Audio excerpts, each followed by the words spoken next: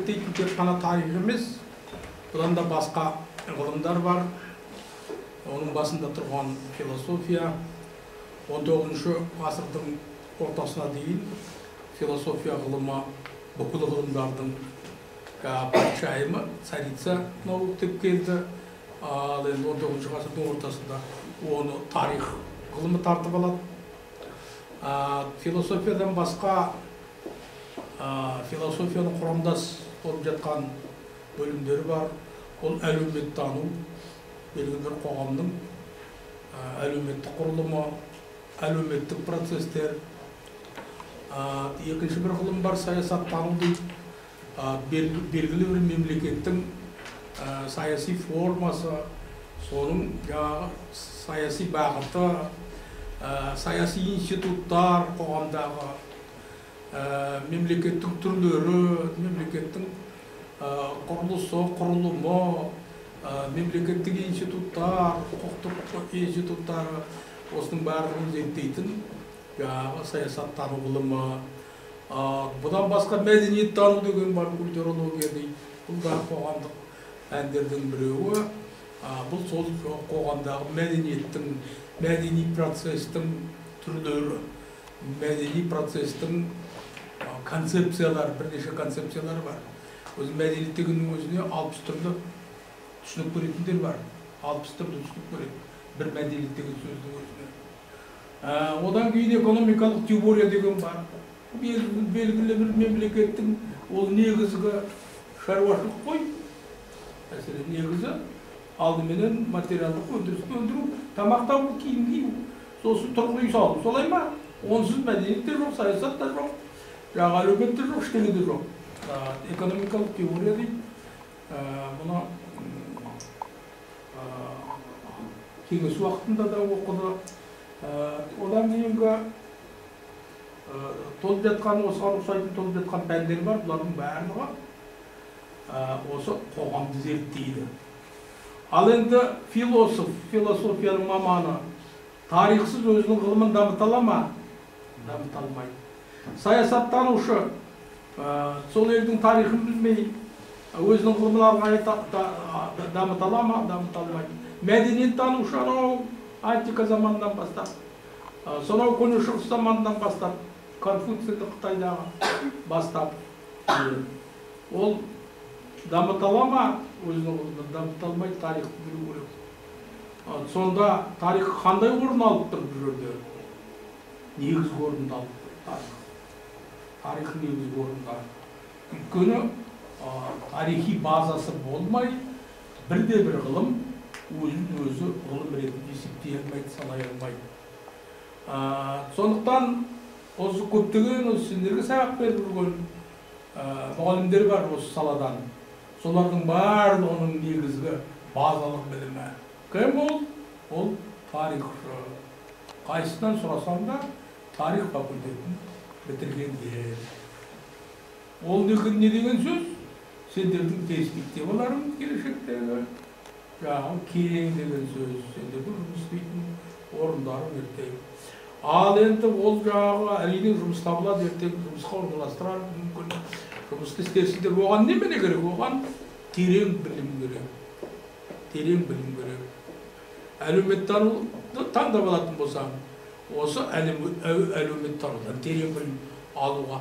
Мәдениеттануды таңдап алатын болсаңыз, мәдениеттанудан терең білім алуға тырысу керек. Ертең келешекте саясатпен айналысамын, акиматқа барып жұмыс істеймін, немесе саяси партиялардың штатына кіремін дейтін болсаңыз, міндетті түрде саясаттануды тереңірек оқу керек. Көрдіңіздер ме? Ал енді ертең мектепке барам, жарайды бәрін енді мен бас тартып мектепке барып мұғалім боламын дейтін болсаңыздар, әлгі пәндердің бәрін білулерің керек. Өйткені сен ертең мектепке барып тек қана тарихтан ғана сабақ бермейсің. Саған дінтанудан да ертең. Өлкетану сабағы бар, ол кіреді ертең, одан да саған сабақ береді. Оның әлгі өзін-өзі тану самопознание деген бар, оны да сен бересің ертең. Ертең ана деген сабақ кірейін деп жатыр мектептерге. Краеведение деген, өлкетану деген, дінтану деген сабақ кірді қазір. Сосын ана қоғамтану деген сабақ бар емес пе? оны да беретін тарихшы. Сондықтан мына пәндердің барлығы біріне бірі тығыз байланысты. Ал енді осының барлығын бір философия деген пәнді білмесең, үлкен қиындықтарға кездесесің. Қиын пән, оңай пән емес. Біздің заманымызда айтатын, философия деген ғылым қараңғы бөлмедегі қара мысықты іздеумен бір дейді. Қараңғы бөлмедегі қара мысықты іздеумен. Қалай? Қиын ғой, қараңғы бөлмеден қара мысықты табу қиын. Сол сықылды мінеки. Енді сосын өзі тарихтың өзінің салалары бар. Өзінің салалары бар. Тарихтың мәселен арнаулы пәндері бар. Біз осыған, осы арнаулы пәндерге толығырақ тоқталғым келеді. Өйткені себебі тарихи пәндер, исторические науки дейді орысша, екі топқа бөлінеді. Бірінші тобы негізгі пәндер. Бар ма мұнда? Несі бар еді ғой? Алғары кейін бар жеріш? Жоқ. Жоқ, негізгі тарихи пәндер деген бар. Ол негізгі тарихи пәндердің өзі мынау төрт жаңағы салаға бөлінеді, жазып алыңдар. Төрт салаға бөлінеді. Негізгі тарихи пәндердің өзі төрт салаға бөлінеді.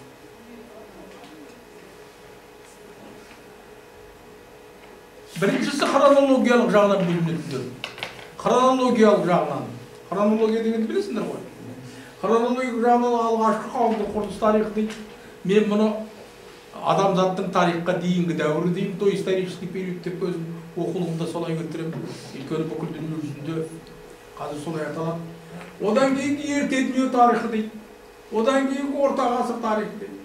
Одан кейінгі жаңа заман тарихы дейді. Одан кейінгі қазіргі заман тарихы дейді. Мінекей, осының барлығына біз жаңаша қазір баға беруіміз керек. Жаңаша. Жаңа заман қазақ тарихында қай уақыттан басталады? Қазіргі заман қай уақыттан басталады?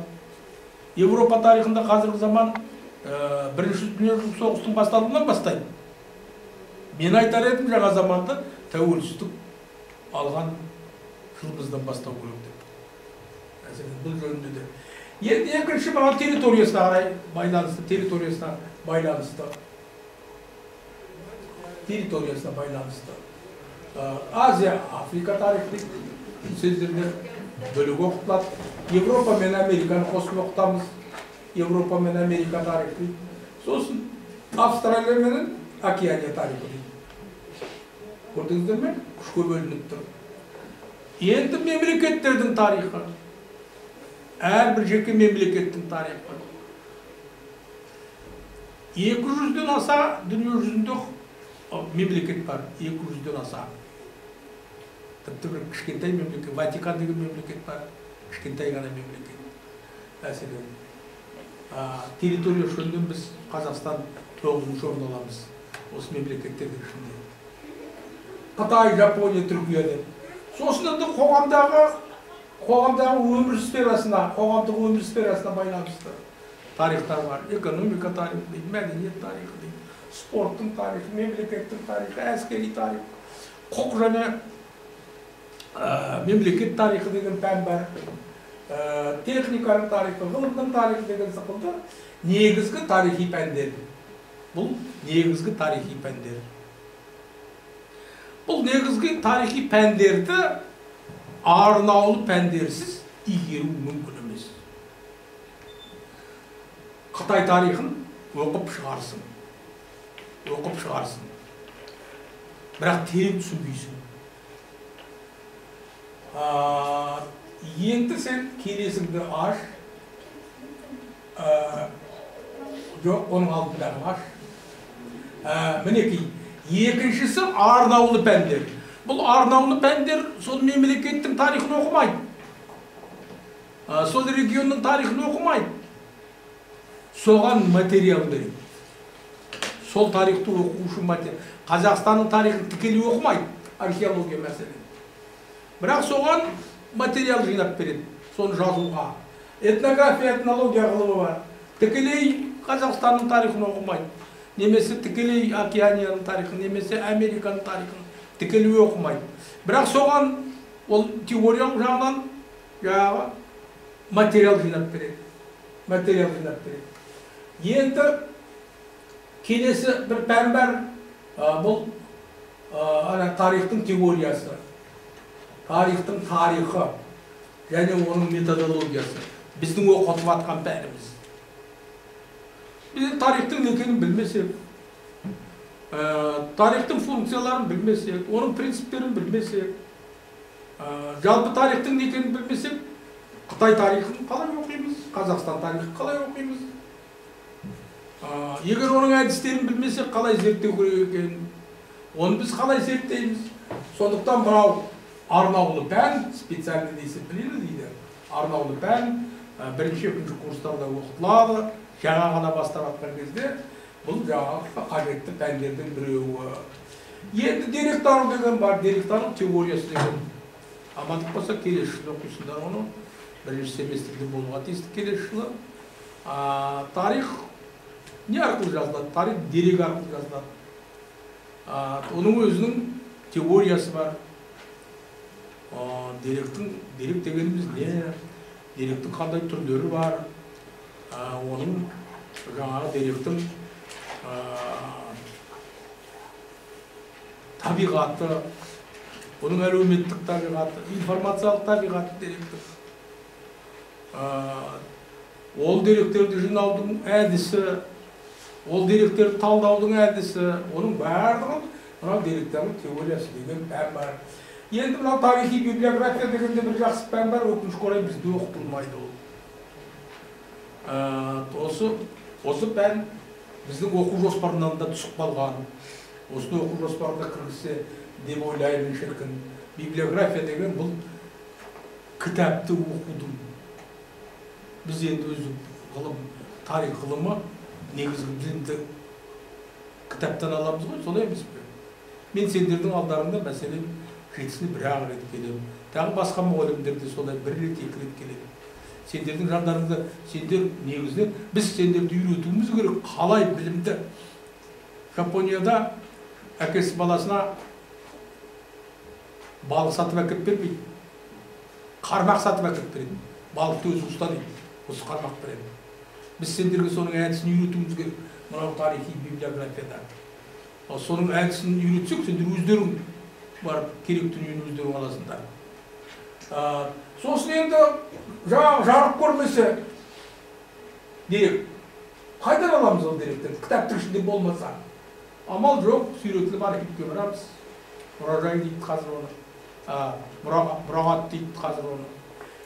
Сосын музейге барамыз, мұражай дейді оны. Сол жерден іздейміз. Сол жерден іздейміз. Міне бұл пәндердің барлығы арнаулы тарихи пәндер. Енді менің өз мүддем бар, аш қызым, келесіне. Менің өз мүддем. Менің мүддем міне мынау тұрған. Теориялық білім беретін тарихи пәндер.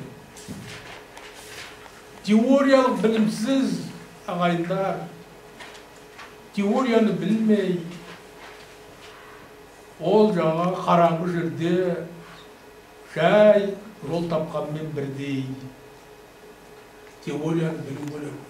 Теорияны білім беретін пәндер мінеки тарихтың теориясы оқып жатырмыз сіздерменен. Тарихтың теориясы. Одан кейін тарихнама деген бар. Келесі лекциям содан басталады. Ол тарихтың тарихы. Тарихтың тарихы. Оның жалпы тарихнама деген бар. Жалпы тарихнамада мен соның теориясын ғана берем. Тарихнама деген не? Тарихнаманы талдауды қалай жасау керек? Қандай концепциялар бар? Қандай мектептер болды осыған дейін тарихнамада? Тарихи процесті түсінудің қандай бағыттары, қандай теориялар, қандай концепция? Гипотеза деген не? Теория деген не? Концепция деген не? Осының барлығы мемлекет осы арнаулы тарихнама деген бар.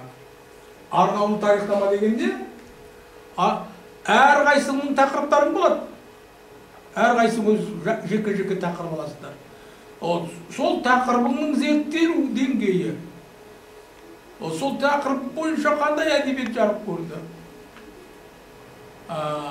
Сол әдебиеттерде бір тақырып ашылған ба, ашылмаған ба?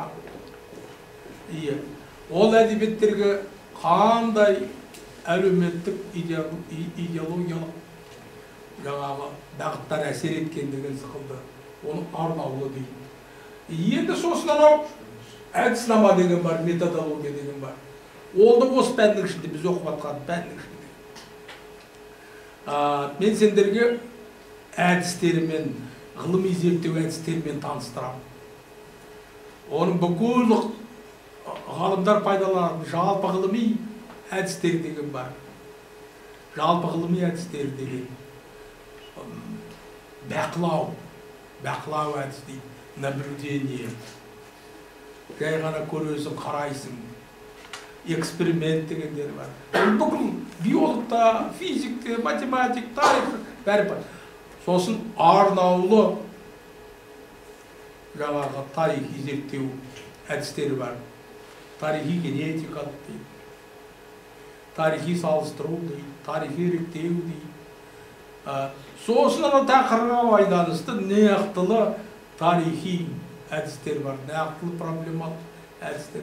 Осының барлығын амандық болса, әдіснама жерде өзі бір блок бар, әдіснама блогының ішінде соны түсіндіруге тырысамын сендерге. Сосын енді келесі жылға сендерге анау деректану теориясы деген пән. Оның да жаңағы жалпы деректану бар, жалпы деректанудың теориясы менен практикасы. Архивке барғанда қалай іздеп тауып аласың, кітапханаға барғанда қалай іздеп тауып аласың, тауып алған документтеріне қалай талдау жасайсың, жаңағы формальды талдау деген, мазмұнын талдау дегендер бар. Сосын арнаулы деректану деген бұл арнаулы өзіңнің тақырыбың, таңдап алған тақырыбының деректері. Әрқайсында бөлек-бөлек тақырып болады. Соның деректерін зерттейсіңдер. Ол жаңағы арнаулы деректану дейді. Сосын деректанудың қосалқы пәндері бар. 60-қа жақын қосалқы пәндері бар.